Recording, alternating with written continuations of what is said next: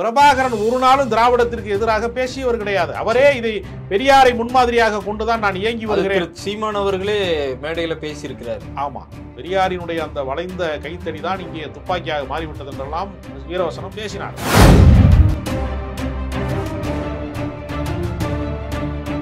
எனவே சீமானுடைய அரசியல் என்பது அவர் பெரியாரை அம்பலப்படுத்துகிறேன் என்று சொல்லிக்கொண்டு தன்னை அம்பலப்படுத்தி விட்டார் என்றுதான் நான் சொல்ல விரும்புறேன். நீலாம் வெங்காயம்டா பெரியாரை பத்தி பேசுறவன்லாம், நான் வெடிகுண்டு வச்சிருக்கேன்டா, நான் பிரபாகரனுடைய மகன்டா, நானு பிள்ளடா, நான் வெடிகுண்டு வீசுவேன் அப்படிங்கிறார். தேர்தல் அரசியலிலே ஈழ அரசியலை பேசிய காரணத்தினாலேயே தொடர்ச்சியாக தோல்வி கண்டவர்கள் இன்னொரு வரிசை இருக்கிறது. பல நெடுமாறன், வைகோ, திருமாவளவன் எல்லாருமே ஈழ அரசியலை பேசியதனாலேயே பின்னடைவைத்தான் சந்தித்திருக்கிறார்களே தவிர காளியம்மாளை வரவேற்பதற்கு தயாராக இருக்கிறது என்று சில பேர் சொல்றாங்க. ஆனா அவங்க குடும்பமே அதிமுக. இன்னைக்கு வெளியான பட்ஜெட் கூட்டத்தொடரில் திரு எடப்பாடி பழனிசாமி இந்த பட்ஜெட்டை கடுமையாக விமர்சனம் செஞ்சிருக்கிறாரு. கொஞ்சம் கூட மாற்றம் ஏற்படவே இல்லை. தமிழ்நாட்டை வஞ்சிக்கிற பட்ஜெட் என்பதனால பாஜக விஷயத்தில் போதிய எதிர்ப்பையே தெரிவிக்கவில்லை என்று கடந்த கால விமர்சனம் இருக்கக்கூடிய எடப்பாடி பழனிசாமி கூட மாற்றுக்குரல் நேயர்கள் அனைவருக்கும் வணக்கம். இன்று நம்முடைய அரங்கிற்கு வந்திருப்பவர் மூத்த பத்திரிகையாளர் திரு ராஜகம்பீரன் அவர்கள். வணக்கம் சார். வணக்கம். சமீப காலமாக திரு சீமான் அவர்கள் பெரியார் குறித்து விமர்சனம் விவாதம் பொருளாக மாறி இருக்கு. உங்களுடைய பார்வையில அது என்ன நினைக்கிறீங்க? இப்போ ஈரோடு இடைத்தேர்தலில் பெரியாரினுடைய சொந்த தொகுதி, சொந்த ஊர்ல அந்த விமர்சனத்தை இன்றும் திரு சீமான் அவர்கள் தொடர்ச்சியாக வைத்துக் கொண்டிருக்கிறார். உங்களுடைய பார்வையில் அது என்ன நினைக்கிறீங்க? ஏறத்தாழ சீமான் அவர்களோடு எனக்கு 96 தொடங்கி ஒரு 30 ஆண்டு கால நட்பு கொண்டவர். நான் சென்னைக்கு வந்து சந்தித்த முதல் பிரபலம் என்று கூட அவரை தான் சொல்ல முடியும். அதனால நான் சந்தித்த போது அவர் மிக தீவிரமான பெரியாரிய சிந்தனையாளராக, தொண்டராக, பெரியாரிய கருத்துக்களை மேடைகளிலே பேசக்கூடியவராக, திரைப்பட இயக்குனராக அவர் வெற்றி பெற முடியாத ஒரு போராட்டத்துக்கு நடுவிலேயும் அவர் பெரியார் சிந்தனையை பரப்பக்கூடியவராகத்தான் அவரை நான் சந்தித்தேன். இப்படி களம் கண்டு கொண்டிருக்கக்கூடிய சீமான் அவர்கள் ஒரு 15 ஆண்டு காலம் பெரியார் கருத்துக்களை பரப்புரையாக செய்து அதன் வழியாகத்தான் அரசியல் அடையாளமே பெற்றார். இப்போது அவர் திடீரென்று பெரியார் பேசியதெல்லாம் தவறு என்று அவரே பேசுகிறார். இந்த தலைகீழ் மாற்றம் எப்படி நிகழ்ந்தது என்று பார்க்கிற போது, அவர் கொள்கையாளராக இருந்தபோது, முற்போக்கு சிந்தனையாளராக இருந்த போதெல்லாம் அவர் ரொம்ப ஒரு சாமானிய வாழ்க்கையை தான் வாழ்ந்தார். எளிய வாழ்க்கையை வாழ்ந்தார். வருமானம் இல்லாத ஒரு வாழ்க்கையை வாழ்ந்தார். இன்றைக்கு அவர் பெயரை போலவே அவர் ஒரு செல்வ சீமானாக மாறியிருக்கிறார். நடுவிலே அவருக்கு வாழ்க்கையில் ஏற்பட்ட மாற்றம் என்பது என்னன்னா, ஈழத்தமிழருடைய அந்த போராட்டம், இறுதி யுத்தம் நடந்தபோது அதை நடத்தியது மத்திய அரசாங்கம். இந்தியாவும் அதிலே பங்கேற்றது. அது உலக நாடுகள் அனைத்தும் பங்கேற்றது. ஒரு மாநில அரசுக்கு இராணுவ நடவடிக்கையை கட்டுப்படுத்தக்கூடிய எந்த விதமான அதிகாரமும் இல்லை என்பது எல்லாருக்குமே தெரியும். கலைஞர் அவருடைய கைகளிலே இராணுவம் இருந்து அவர் அனுப்பினார்னா பரவாயில்ல. அவர் அமைதிப்படை இந்திய இராணுவம் போய் அட்டூழியம் செய்து விட்டு திரும்புகிற போது நான் அவர்களை வரவேற்க மாட்டேன் என்று சொன்னவர். ஆமா, ஈழத்தமிழர்களை ஆதரித்த காரணத்திற்காக 2 முறை ஆட்சியை இழந்தது திமுக. ஏற்கனவே ஒரு முறை ஆட்சி கலைக்கப்பட்டது. இன்னொரு முறை ராஜீவ்காந்தி படுகொலையின் போதும் அவர்கள் மிகப்பெரிய துயரத்தை அனுபவித்தார். இப்படிப்பட்ட பல தியாகங்களை திராவிட இயக்கங்கள் தான் அந்த ஈழ ஆதரவாளர்களை வளர்த்தெடுத்தார்கள். பிரபாகரனுக்கு பொருளாதார உதவி செய்தது என்று பார்க்கிற போது திராவிட இயக்கம் தான். அதிமுக எம்ஜிஆர் அவர்களிடத்திலே பேசி புரிதலை ஏற்படுத்தி மறைந்த கவிஞர் புலவர் புலமைப்பித்தன் அவர்கள், திரைப்பட பாடலாசிரியராக இருந்த புலவர் புலமைப்பித்தன் அவர்கள் தான் எம்ஜிஆர் இடத்திலே ஒரு பெருந்தொகையை வாங்கி கொடுத்தார். அன்றைக்கு அவர்களுக்கு ஆயுத பயிற்சி கொடுத்ததுல இருந்து அவர்களுக்கான நிதி ஆதாரத்தை திரட்டி மருந்து கொடுத்து அவர்களுக்கு எல்லாமே வெப்பன் சப்ளை செய்தது வரைக்குமே திராவிட இயக்கத்துக்காரர்கள் தான் மறைமுகமாக உதவி செய்தார்கள். எனவே பிரபாகரன் ஒரு நாளும் திராவிடத்திற்கு எதிராக பேசியவர் கிடையாது. அவரே இதை பெரியாரை முன்மாதிரியாக கொண்டுதான் நான் இயங்கி வருகிறேன். சீமான் அவர்களே மேடையில பேசியிருக்கிறார். ஆமா, பெரியாரினுடைய அந்த வளைந்த கைத்தடி தான் இங்கே துப்பாக்கியாக மாறிவிட்டது என்றெல்லாம் வீரவசனம் பேசினார்.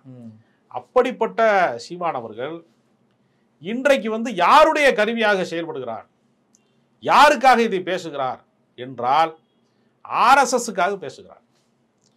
குருமூர்த்தியினுடைய ஆலோசனைக்காக பேசுகிறார். பாஜகவிலே இருக்கிறவர்கள் எல்லாம் அவருக்கு நேரடியாகவே வெளிப்படையாகவே ஆதரவு தெரிவிக்கிறார். எச் ராஜாவை பார்த்து பேரறிஞர் என்று சொல்லுகிறார். ரங்கராஜ் பாண்டே தான் மிகப்பெரிய அறிவாளி என்று சொல்லுகிறார். இவ்வளவு வெளிப்படையாகவே வெட்கத்தை விட்டு, மானத்தை விட்டு கீழே இறங்கி விட்டார் சீமான். எனவே சீமானுடைய அரசியல் என்பது அவர் பெரியாரை அம்பலப்படுத்துகிறேன் என்று சொல்லிக்கொண்டு தன்னை அம்பலப்படுத்தி விட்டார் என்றுதான் நான் சொல்ல விரும்புறேன். இல்ல, நேத்து கூட அந்த கட்சியினுடைய ஒருங்கிணைப்பாளராக இருந்த ஜெகதீச பாண்டியனுமே குருமூர்த்திய அவ்வப்போது சந்திக்கிறார். அதே போல ஆர்எஸ்எஸ் உடைய கருவியாகவே இவர் பேசிட்டு இருக்காருலாம் சொல்லி நேத்து ஒரு அறிக்கை வெளியிட்டு கட்சியில இருந்து விலகினாரு. அதை பத்தி என்ன நினைக்கிறீங்க? சீமான் அவர்கள் தொடக்கத்திலே திடீரென்று இப்படி பேசவில்லை. திராவிடத்தால் வீழ்ந்தோம் என்று கொஞ்ச நாள் பேசினார். எடுத்தெடுப்பிலேயே பெரியார் எதிர்ப்பை பேசினால் நம்மை நம்ப மாட்டார்கள் என்று தெரிந்து கொண்டு பெரியார் மட்டுமா தமிழ்நாட்டுக்கு உழைத்தார், பல தலைவர்கள் உழைத்தார்கள், பெரியாரும் உழைத்தார் என்றார். பெரியாரை எங்கள் தலைவராக ஏற்றுக்கொள்ள முடியாது, அவரை வழிகாட்டியாக ஏற்றுக்கொள்கிறோம்னாரு. இப்படி தொடர்ச்சியாக ஒரு குழப்பங்களை அவர் விளைவித்துக் கொண்டே வருகிறார். அப்ப அவருடைய நோக்கம் என்னன்னா, தமிழ்நாட்டிலே பெரியார் சிலையை கூட உடைக்க முடிகிறது. சில சமூக விரோதிகள் யாரும் கவனிக்காத போது இரவோடு இரவாக பெரியார் சிலைக்கு செருப்பு மாலை போடுவது, அம்பேத்கர் சிலையை அவமதிப்பதை போல பெரியார் சிலையை அவமதிப்பது, சாணியை கரைச்சி ஊத்துறது, சிலையவே உடைப்பது என்று பல வேலை செஞ்சாங்க.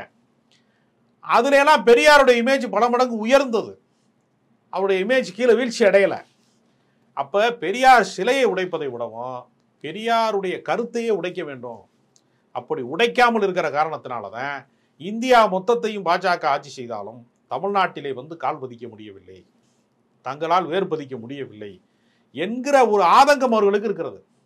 அதை வெளிப்படையாக செய்தால் யார் செய்கிறார்களோ அவர்கள் யார் என்று மக்கள் அடையாளம் கண்டுபிடித்து விடுவார்கள்.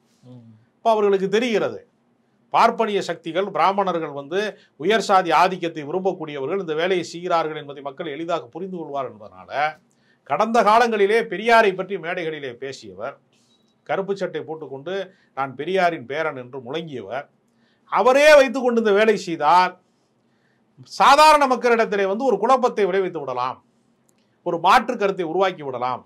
எனவே இந்த திராவிட இயக்கம் ஒரு 75 ஆண்டு காலமாக மாறி மாறி திமுக அதிமுக ஆட்சி செய்து கொண்டே இருப்பதற்கு அடிப்படை காரணம் என்னவென்று பார்த்தால் ஒரே காரணம் பெரியார் தான். பெரியார் என்கிற இந்த இவருடைய அஸ்திவாரத்தை நம்ம அசைத்து விட்டால் நாம் மதவாதத்தை உள்ளே கொண்டு வந்து விடலாம் என்று ஆர்எஸ்எஸ் திட்டம் போடுகிறது. அவர்களுக்கு ஒரு கூலி வேலை செய்யக்கூடியவனாக, கூலிப்படை தலைவனாக சீமான் ஒப்பந்தம் செய்யப்பட்டிருக்கிறான். இதைத்தான் ஜெகதீச பாண்டியனுடைய கருத்து மட்டுமல்ல, சீமானின் மீது கடந்த காலங்களிலே நம்பிக்கை வைத்து ஏமாந்தவர்கள் அனைவருடைய கருத்தாகவும் இருக்காது. இப்ப ஈரோடு இந்த இடைத்தேர்தலில் பெரியார் எதிர்ப்பு அப்படிங்கிறது திரு சீமான் அவர்கள் அங்க இருக்கக்கூடிய பாஜக ஓட்டுகளையும் அதிமுகவுடைய ஓட்டுகளையும் வாங்குறதுக்கு தான் இந்த மாதிரியான பேச்சுக்கள்லாம் பேசிட்டு இருக்கிறாருன்னு சொல்லி ஒரு கருத்து நிலவுது இல்லையா? அதிமுகவினுடைய ஓட்டுக்களை சீமான் பெற முடியாது. ஏனென்றால் அதிமுகவிலே சீமான் குறித்து பேசியதற்கு மாற்று கருத்துக்களை ஜெயக்குமார் போன்றவர்கள் முன்வைக்கிறார்கள். எடப்பாடியே கூட மறைந்த தலைவர்கள் குறித்து அவதூறு பேசுவது ஏற்புடைய கருத்து இல்லை என்பதை சொல்லிட்டார். பெங்களூர் புகழேந்தி என்று சொல்லப்படுகிற அதிமுகவினுடைய இன்னொரு பிரமுகர் பிரிந்து சென்றவர்கள் ஒருத்தர் சீமான் மீது வழக்கே போட்டார். கட்சியே தடை செய்யப்பட வேண்டும். ஏன்னா அவர் பொதுக்கூட்டத்தில் நின்றுகிட்டு நீ எல்லாம் வெங்காயம்டா, பெரியாரை பத்தி பேசுறவன்லாம், நான் வெடிகுண்டு வச்சிருக்கேன்டா, நான் பிரபாகரனுடைய மகன்டா, நானு பிள்ளடா, நான் வெடிகுண்டு வீசுவேன் அப்படிங்கிறார்.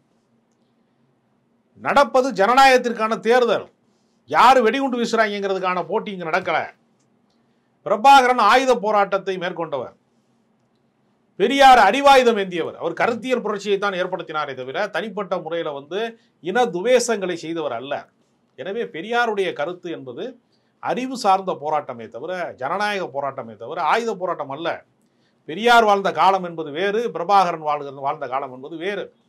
இரண்டு தலைவர்களை மோத விடுவது என்பது அடிப்படையில் முட்டாள்தனமானது. இவர் திட்டமிட்டு என்ன செய்கிறார் என்றால், பெரியாரை எதிர்நிலைப்பாட்டிலே நிப்பாட்டி பிரபாகரன் ஆதரவு நிலைப்பாட்டிலே ஏதோ தமிழ்நாடு மொத்தமுமே பிரபாகரனுக்கு ஆதரவாக இருப்பது போன்ற ஒரு தோற்றத்தை உருவாக்குகிறார். உண்மை என்னவென்றால், ஈழ அரசியல் பேசிய காரணத்தினாலேயே அரசியலிலே தோற்று போனவர்கள், இயக்கம் நடத்தியவர்கள் உண்டு. தேர்தல் அரசியலிலே ஈழ அரசியலை பேசிய காரணத்தினாலேயே தொடர்ச்சியாக தோல்வி கண்டவர்கள் என்று ஒரு வரிசை இருக்கிறது. பல நெடுமாறன், வைகோ, திருமாவளவன் எல்லாருமே ஈழ அரசியலை பேசியதுனாலேயே பின்னடைவைத்தான் சந்தித்திருக்கிறார்களே தவிர யாரும் வென்றதே கிடையாது. திருமாவளவனுக்கு அந்த பட்டியல் சமூகத்தினுடைய ஆதரவு இருக்கிறதுனாலையும் கூட்டணி பலத்தினாலையும் அவர் தப்பித்து கொண்டார். மற்றவர்கள் எல்லாருமே அரசியல்ல ஏறத்தாழ பாமகவின் வீழ்ச்சியே கூட ஈழ அரசியல் அதிகமாக பேசிதான் வீழ்ச்சி அடைந்தாங்க. அதனால அந்த அரசியல் தமிழ்நாட்டில் ஒரு நாளும் எடுபடாது. பிரபாகரனை வந்து ஜனநாயக சக்திகளாக இருக்கக்கூடியவர்கள் தமிழ்நாட்டிலே வந்து யாரும் வந்து பெரிய அளவில் கொண்டாடவில்லை என்பதுதான் கல யதார்த்தம். நாம் தமிழர் கட்சியினுடைய பேசக்கூடிய ஒரு ஆள் வந்து காளியம்மாள் சைலண்ட் மோட்ல இருக்கிறாங்களா, என்ன காரணம்? காளியம்மாள் குறித்து அவர் பகிரங்கமாகவே வந்து பல ஆடியோக்கள் வெளிவந்தது. காளியம்மாள் மீது அவர் கடுமையான அதிருப்தியில் இருக்கிறார். சீமானுக்கு வந்து இரண்டாம் கட்ட தலைவர்கள் உருவாவது பிடிக்காது. இரண்டாம் கட்ட தலைவர்கள் என்ன செய்ய வேண்டும் என்றால் சீமானை பாராட்டி பேசிதான் கைதட்டு வாங்க வேண்டுமே தவிர தனிப்பட்ட முறையில் தங்களின் கருத்தை சொல்லி கைதட்டு வாங்கி விடக்கூடாது. இப்போ சாட்டை துரைமுருகன் போன்றவர்கள் எல்லாம் சீமானை உயர்த்தி பிடித்து தான் அவர்கள் கைதட்டு வாங்குவார்கள். அப்போ சீமான் என்ன சொன்னாலும் சரி, சூரியன் வந்து இனிமேல் கிழக்க உதிக்காது என்று சீமான் சொல்லிட்டா உடனடியாக அதை ஆதரித்து பேசணும். அதுதான் அந்த கட்சியினுடைய நிலைப்பாடு. அந்த கட்சிக்கு நிரந்தர கோட்பாடு கிடையாது, கொள்கை கிடையாது. ஒவ்வொரு நாளும் ஒன்னொன்னு சொல்வார். விஜய் என் தம்பி பாரு முத நாள், அடுத்த நாள் லாரியில் அடிபட்டு ஜாமான் பாரு. இப்ப நிரந்தரமான கோட்பாடு கிடையாது. அதனால என்னன்னா காளியம்மாள் போன்றவர்கள் செல்வாக்கு மிக்கவர்களாக வருவதை அவர் விரும்பல. இரண்டாம் கட்ட தலைவர்கள் உருவாகக்கூடாது என்று நினைக்கிறார், கூட்டணிகள் உருவாகக்கூடாது என்று நினைக்கிறார். ஏனென்றால் வசூல் வேட்டை நடத்துவதை தவிர அவருக்கு நீண்ட கால திட்டமே இல்லை. இன்னும் சரியா சொல்ல போனா அவருடைய மனைவியாக இருக்கக்கூடிய கயல்விழி சீமான் என்பவரை பொதுச் செயலாளராக கொண்டு வர வேண்டும் என்பதற்காகவே காளியம்மாள் தொடர்ந்து புறக்கணிக்கப்படுகிறார் என்பதுதான் உண்மையான நிலைப்பாடு. தாவேக்காவுக்கு அவர் போறது மாதிரி 2 நாட்களாக செய்திகள் வெளிவருது. இல்ல, அவரோடு பல கட்சிகள் வந்து அவரை இணைத்துக் கொள்வதற்கு பேச்சுவார்த்தை நடத்துகிறார்கள். திமுக கூட காளியம்மாளை வரவேற்பதற்கு தயாராக இருக்கிறது என்று சில பேர் சொல்றாங்க. ஆனா அவங்க குடும்பமே அதிமுக குடும்பம். அதனால அதிமுகவில் சேருகிறாரா, திமுகவில் சேருகிறாரா, தமிழக வெற்றி கழகத்தில் சேருகிறாரா என்பதில் அவருக்கு வந்து எல்லா பலமுனை அழைப்பு அவருக்கு இருக்கிறது. அவர் எதை தேர்வு செய்ய போகிறார் என்பதை சஸ்பென்ஸாக வச்சுருக்காங்க. அதனால் கூடிய விரைவில் வந்து அதற்கான அறிவிப்பு வரும். இன்னைக்கு வெளியான பட்ஜெட் கூட்டத்தொடரில் திரு எடப்பாடி பழனிசாமி இந்த பட்ஜெட்டை கடுமையாக விமர்சனம் செஞ்சுருக்கிறாரு. அது எப்படி பார்க்குறீங்க? ஏன்னா இது பீகாருடைய பட்ஜெட்டு, கணக்கு வரவு செலவுன்ற அளவுக்கு பேசியிருக்கிறார். தமிழ்நாட்டுக்கு ஒன்றும் இல்லை அப்படின்ட்டு. தமிழ்நாட்டு நலன்களை தொடர்ச்சியாக அவர்கள் புறக்கணிக்கிறார்கள். தமிழ்நாட்டுக்கென்று எந்த சிறப்பு திட்டங்களும் கிடையாது. தமிழ்நாட்டினுடைய ரயில் பாதைகள் விரிவாக்கங்கள், ரயில்வேக்கானது, மத்திய அரசாங்கத்திடமிருந்து வரக்கூடிய மெட்ரோ சார்ந்த பணிகளுக்கான நிதி ஆதாரம், பல இடங்களில் மெட்ரோ பணிகள் வந்து தேங்கி நிற்பதற்கு அடிப்படை காரணமே போதிய நிதி ஆதாரம் இல்லை. இப்படி தமிழ்நாட்டினுடைய நலன் சார்ந்த எந்த விஷயமே பட்ஜெட்டில் குறிப்பிடப்படலை. அப்புறம் ஏழை எளிய மக்களாக இருக்கக்கூடிய அந்த 100 நாள் வேலை திட்டம் ஒரு மாதிரியான அடித்தட்டு மக்களுடைய பிரச்சனைகள் குறித்து விவாதிக்கப்படலை.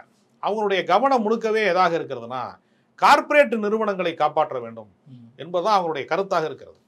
இந்த இன்சூரன்ஸ் கம்பெனிகளை, காப்பீட்டு நிறுவனங்கள், அதை 100% வந்து வெளிநாட்டு நிறுவனங்களுக்கு வந்து தர்றான் என்று ஒப்பந்தம் போடுறாங்க. அப்போ வந்து நமக்கு தெரியும் எல்ஐசி போன்ற நிறுவனங்கள் எல்லாம், இந்திய நிறுவனங்கள்லாம் லாபகரமாகவே இயங்கி கொண்டிருந்த நிறுவனங்களை தோற்கடித்து திட்டமிட்டு வந்து வெளிநாட்டு நிறுவனங்களுக்கு, கார்ப்பரேட் நிறுவனங்களுக்கு கதவை திறந்து விடுவது, இந்தியாவை ஒரு திறந்தவெளி சந்தையாக மாற்றுவது, இங்க இருக்கக்கூடிய எல்லாரையுமே அவர்களுக்கு அடிமை சேவகர்களாக மாற்றுவது என்கிற இடத்துக்கு போயிருக்காங்க. விவசாயிகளுக்கு வந்து கிரெடிட் கார்டு கொடுக்குறேன், கிசான் கார்டு கொடுக்குறேன் என்றெல்லாம் அவங்க சொல்றாங்க. விவசாயிகளை பற்றி நமக்கு தெரியும். அவங்கெல்லாம் வந்து எளிய மக்களாக கிராம பின்புலத்தில் இருப்பாங்க. அவங்கெல்லாம் கார்டு யூஸ் பண்ற இடத்துல இருப்பாங்களா, தெரியாது, இல்லை சாமானிய வாழ்க்கையில் இருப்பாங்களாங்கிறது எல்லாருக்குமே, பொது அறிவுடையவர்கள் எல்லாருக்குமே தெரியும். அப்பனுடைய அவருடைய நோக்கம் என்னன்னா விவசாய நிலங்களை எல்லாம் கார்ப்பரேட் மயமாக மாற்றணும். அதற்காக தான் வேளாண்மை திருத்த சட்டம் போன்ற சட்டங்களை அவர்கள் உருவாக்குனாங்க. அது எதிர்ப்புக்குரியதாக மாறுகிற போது அதே கொல்லைப்புற வழியாக சாதிப்பதற்கு பல திட்டங்களை அவங்க வந்து தீட்டுறாங்க. இந்தியாவில் இருக்கக்கூடிய அடித்தட்டு மக்கள், நடுத்தர மக்களுக்கு எதிரான விஷயங்களை தொடர்ந்து செய்கிறாங்க. வட மாநிலங்களுக்கு மட்டுமே வந்து சிறப்பு சலுகைகளையும், குறிப்பாக தமிழ்நாடு போன்ற பாஜகவிற்கு வாக்களிக்காத மாநிலங்களுக்கு எந்த திட்டங்களையும் தரக்கூடாது என்கிற அந்த போக்கில் கொஞ்சம் கூட மாற்றம் ஏற்படவே இல்லை. தமிழ்நாட்டை வஞ்சிக்கிற பட்ஜெட் என்பதனால பாஜக விஷயத்தில் போதிய எதிர்ப்பையே தெரிவிக்கவில்லை என்று கடந்த கால விமர்சனம் இருக்கக்கூடிய எடப்பாடி பழனிசாமி கூட இந்த முறை கடுமையாக எதிர்த்திருக்கிறார் என்று சொல்லுகிற போது அவருக்கே கோபம் வந்துருச்சு, ரோஷம் வந்துருச்சு சொல்லக்கூடிய அளவுக்கு இந்த பட்ஜெட்டு தமிழக மக்களை வஞ்சிக்கிறது. உங்களுடைய நேரத்தையும் கருத்துக்களையும் பகிர்ந்து கொண்டதுக்கு ரொம்ப நன்றி. வணக்கம்.